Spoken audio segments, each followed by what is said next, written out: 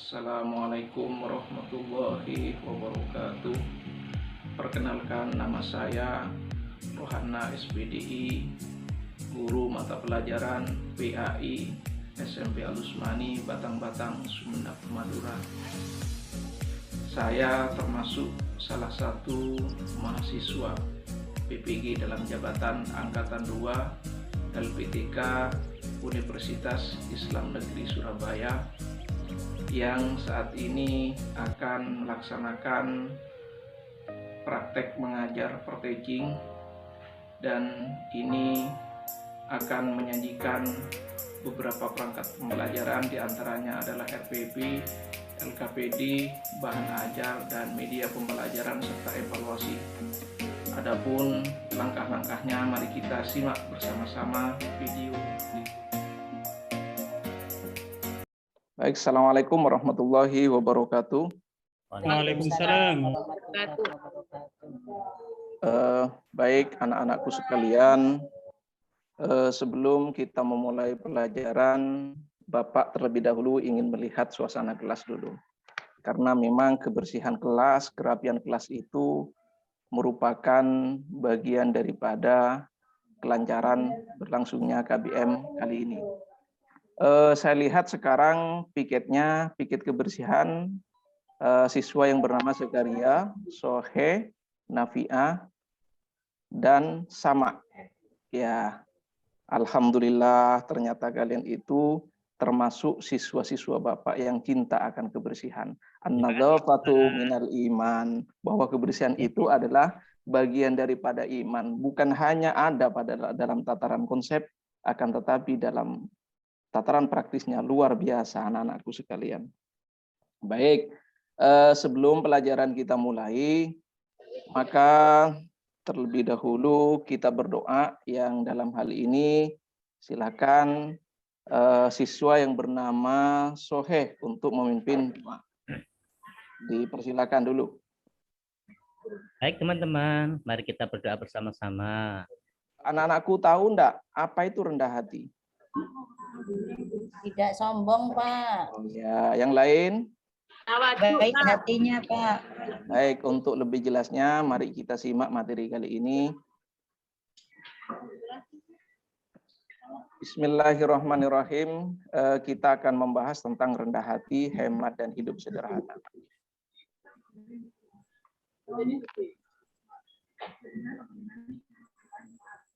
Jadi inilah yang akan kita bahas pada kali ini. Kita akan membahas tentang Quran surat Al-Furqan ayat 63 dan Quran surat Al-Isra ayat 27. Karena ayat yang secara langsung membicarakan tentang rendah hati, hemat, dan sederhana adalah Al-Quran surat Al-Furqan ayat 63 dan Al-Isra ayat 27.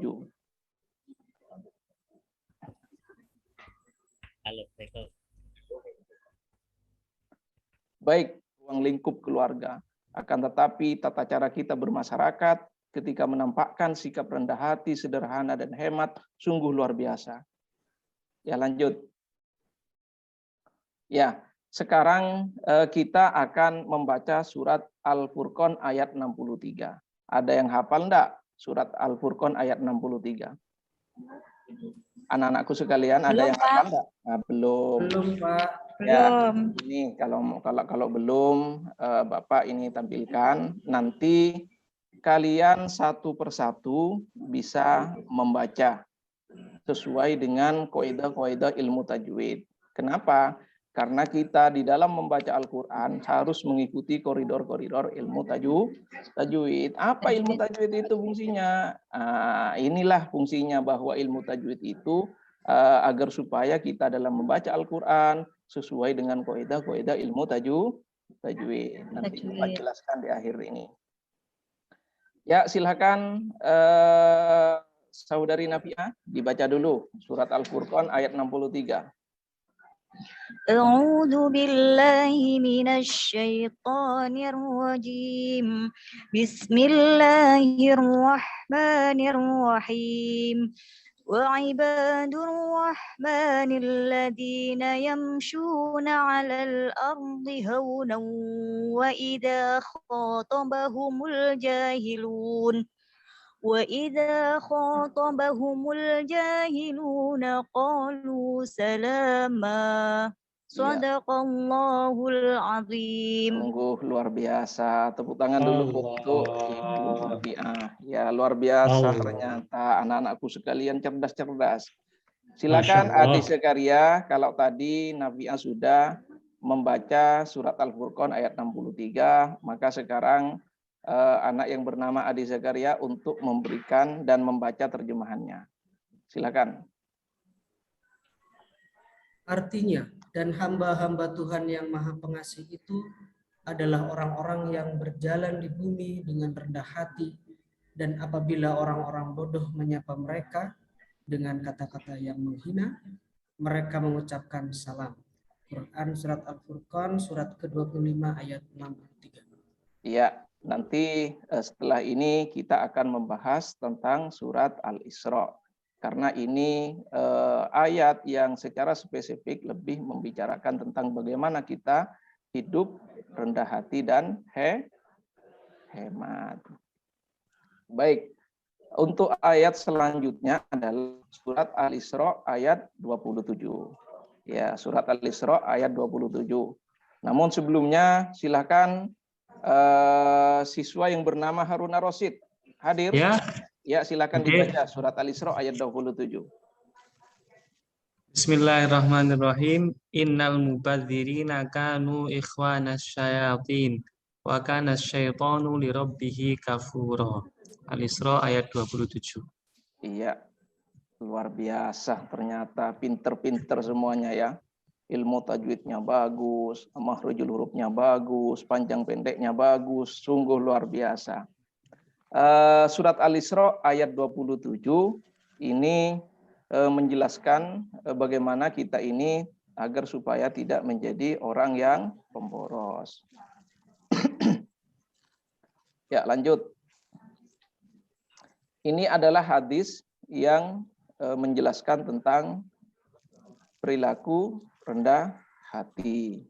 Sudah ada, tidak perlu dibaca, barangkali sudah nampak di layar. Nanti ada tugas-tugas khusus yang perlu dan yang kemudian kita lakukan, maka kemudian akan lebih mudah kita untuk memahami. Baik anak-anakku sekalian, next.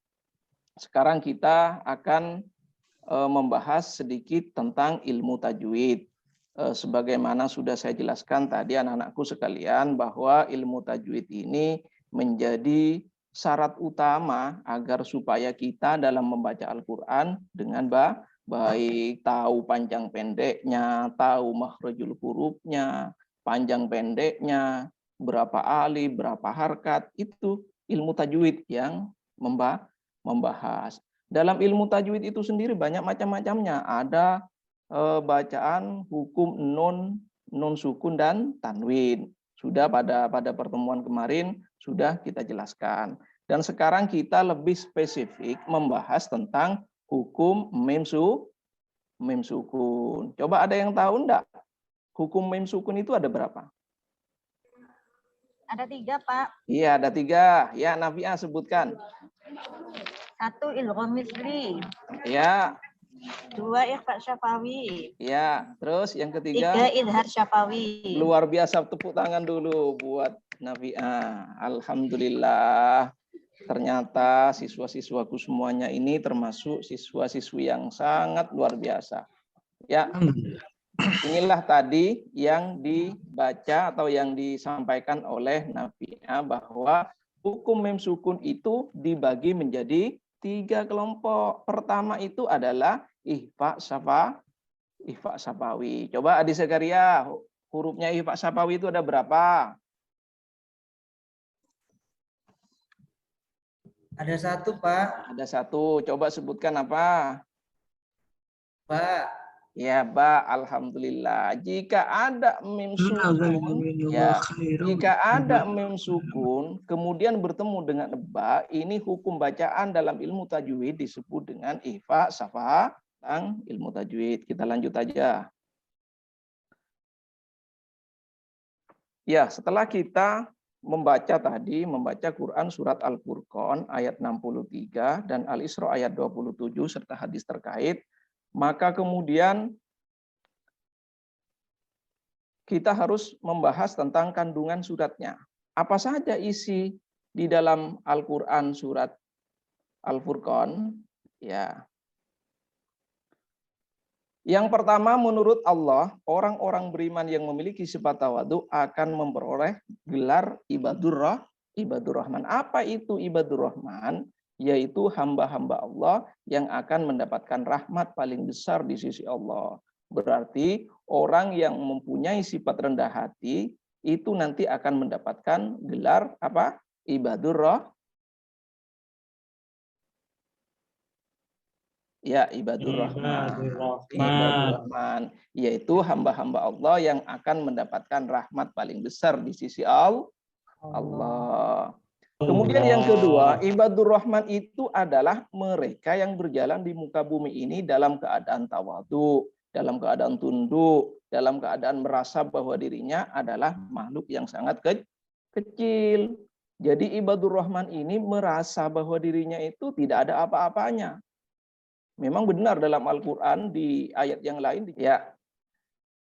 Dikasih pemanasan. Ya, pemanasan. Biar panas ya. Ini ndak hot ini kayaknya. Yang pertama adalah Allah mengingatkan bahwa betapa buruknya sifat orang-orang yang boros. Mereka dikatakan sebagai saudaranya setan. Kita ndak mau dijadikan sebagai saudaranya setan. Ndak mau. Nah, berarti kalau kita ndak mau dijadikan sebagai saudaranya setan, maka kemudian kita harus hidup sederhana, tidak perlu hidup boros, karena boros itu adalah bagian dari perbuatan-perbuatannya setan. Yang kedua, larangan untuk berlaku boros dalam membelanjakan hartanya atau menghambur-hamburkan harta. Ini ada terjadi pada zaman jahiliyah dulu. Pada zaman jahiliyah ini terjadi bahwa kaum jahiliyah itu suka menghambur-hamburkan hartanya. Ketika menghambur-hamburkan hartanya, dia menganggap bahwa dengan menghambur-hamburkan harta kemudian hidup berpoya-poya, membuat dirinya itu bahagia. Padahal beda dengan pandangan kita sebagai umat muslim bahwa boros itu adalah termasuk perbuatan-perbuatannya setan. Kemudian yang ketiga, perbuatan boros adalah sifat setan yang harus ditinggalkan, karena setan itu adalah makhluk yang ingkar kepada Allah.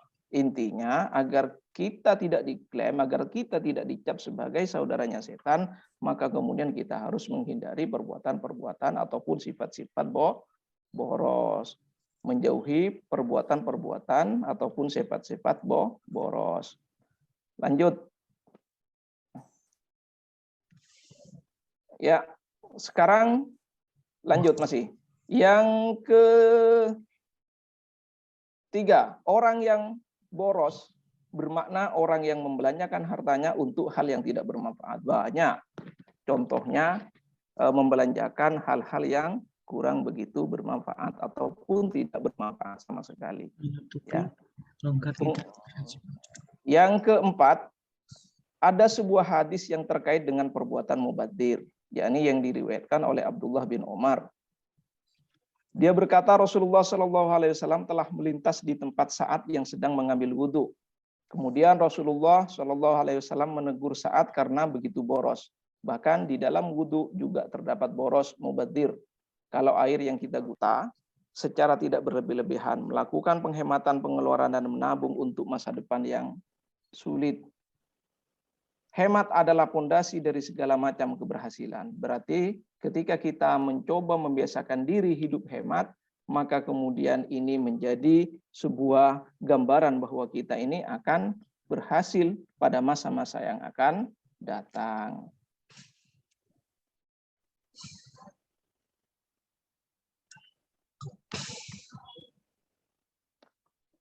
Orang yang menerapkan prinsip hidup sederhana, hemat dan menabung akan meraih kesuksesan hidup di dunia dan akhirat. Berikut beberapa cara agar kita menggapai keduanya. Pertama, menabung. Rajinlah kita menabung. Walaupun sedikit tidak masalah. sedikit demi sedikit akhirnya menjadi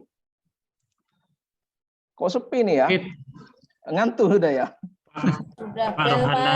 Pak. Belnya sudah bunyi. Iya. Sudah Ya 31 sebentar. menit. Masih belum ini ya. Yang pertama adalah rajin menabung, kemudian yang kedua adalah hidup apa adanya, tidak perlu berpoya-poya, tampilkan apa adanya. Tidak perlu menghambur-hamburkan apa yang kita punya, tidak perlu itu. Kemudian bersedekah. Inilah kemudian yang ketiga adalah coba biasakan kita bersedekah. Karena dengan kita berbagi kepada orang lain membuat hati kita ini menjadi nyaman, membuat hati kita ini menjadi tentram. Ya, dari uraian materi tadi yang sudah saya sampaikan dari Al-Quran, surat Al-Furqan, kemudian surat Al-Isra, dan hadis-hadis terkait yang sudah saya paparkan, barangkali di antara kalian ada yang bisa memberikan kesimpulan. Dipersilakan, saya kasih kesempatan dulu untuk memberikan kesimpulan. Ya, anak yang bernama Anwar Nuris. Iya, terima kasih Pak Rohana. Yang dapat saya tangkap tadi, saya simpulkan bahwa rendah hati itu adalah tidak sombong. Dan ya itu saja. Ya, baik. Yang lain? Udah paham semuanya ya. Jadi kesimpulannya yang pertama, orang yang memiliki rendah hati akan memperoleh gelar ibadur rahman, yaitu hamba-hamba Allah yang akan mendapatkan rahmat paling besar di sisi Allah. Itu pertama. Kemudian yang kedua, perbuatan boros adalah sifat setan yang harus ditinggalkan, karena setan itu adalah makhluk yang selalu ingkar kepada Allah. Agar supaya kita ini tidak menjadi saudaranya setan, maka hindarilah perbuatan-perbuatan boros. Yang ketiga adalah orang yang menerapkan prinsip hidup sederhana, hemat dan menabung akan meraih kesuksesan hidup di dunia dan akhirat. Itu sudah jelas bahwa dari kesimpulan itu kemudian di akhir pertemuan ini saya ada tugas buat kalian. Ini satu, kembali lagi ya Bapak Ibu, mohon diperhatikan ya Bapak Ibu ya, manajemen waktunya nggih. Ini sudah berlebih berapa, akhirnya nanti seperti yang terulang pada hari pertama. Ketika Bapak Ibu sudah resiko diingatkan temannya, waktu sudah habis, maka panjenengan sudah harus mensiasati. Nah, ini sudah berlebih berapa ini ya, sudah tadi diingatkan, Pak waktu habis, Bu Siti Khoiria mengingatkan tadi, tapi masih tetap aja jalan. Nah, satu. Yang kedua, tadi, ya kedengaran ya? Yang kedua, mohon maaf, ini tadi yang mendominasi guru apa siswa ya? Guru. Ya. Siswa yang jadi guru. Nih, perlu dipikirkan ulang bahwasanya ini Bapak kan ngajar kelas 8 ya, materinya rendah hati. Kelas 8 Pak, anak tataran SMP itu insya Allah sama. Anak itu sudah bisa mengkonstruk dari materi yang kita awal itu kita paparkan dengan tayangan. Tadi mulai awal sampai akhir menjelaskan saja. Hanya awal-awal saja yang melibatkan siswa untuk membaca. Nah, saya beri masukan Pak, ketika panjenengan sudah menampilkan Quran surah Al-Furqan, ya ayat terus sama satunya bawahnya itu terjemahan.